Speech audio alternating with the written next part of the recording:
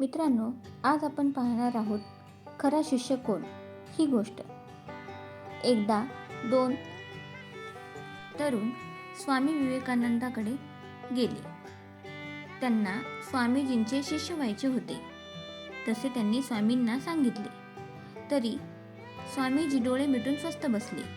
दुसरे दिवशी तोच प्रकार. ते शिष्य कंटाळले.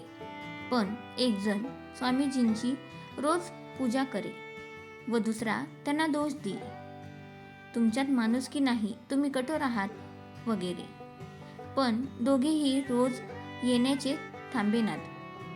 दोघांनाही वाटे आपणच त्यांचे शिष्य होण्यास योग्य आहोत. एक जण रोज पूजा करी, दुसरा दोष देई. एक दिवस नदीला पूर आला. पहिल्याने नाईलाजाने आपल्या काठावरच पूजा, स्तोत्र वगैरे कार्यक्रम केला. दोष देणारा मात्र पुरातून जाऊन स्वामीजींची निंदा करून आला. असे 3 दिवस चालले. चौथ्या दिवशी पूर ओसरला. दोघेही गेले. स्वामीजींनी डोळे उघडले व शिव्या देणाऱ्याला शिष्य म्हणून स्वीकारले.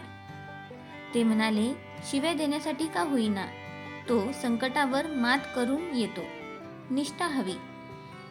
तामसी वृत्ती बदलता येईल, पण कच खाणारी निष्ठा शिष्याला अपात्र ठरवेल. तात्पर्य: कोणतेही काम पूर्ण निष्ठेने आणि योगदानाने करावे.